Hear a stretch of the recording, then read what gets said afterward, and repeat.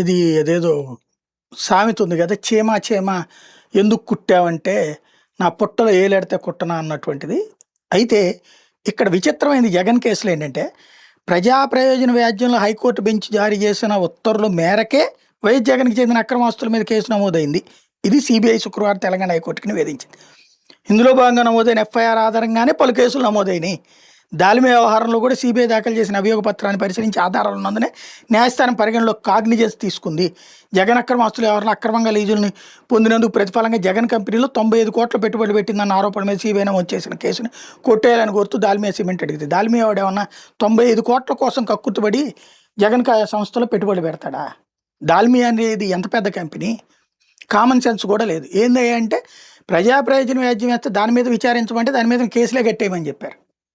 జగన్ మీద జరిగినటువంటి ఒక దుర్మార్గమైనటువంటి ఓ రకంగా చెప్పాలంటే వ్యవస్థీకృత దాడి, అది అరాచకమైనటువంటి. జగన్ సంస్థలో పెట్టుబడులు పెట్టినటువంటి కంపెనీలన్నీ ఆషామాషి వాడు కాదు.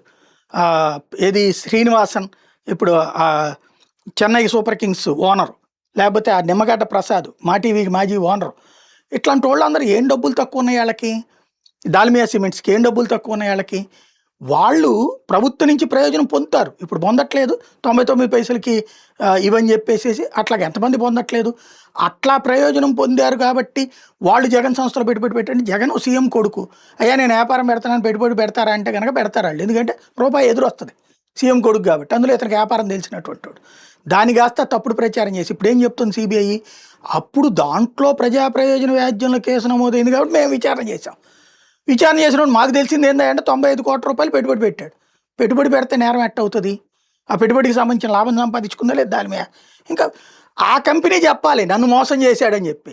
ఆ కంపెనీ నేను ఇంకా లాభపడ్డానయ్యా అంటే, లేదు ఈ కంపెనీ మోసపోయిందండి, అయినా కూడా ఈ కంపెనీ వాళ్ళు కేసు పెట్టట్లేదు కాబట్టి వీళ్ళే దొంగండి. ఇది విచిత్రమైన కేసు.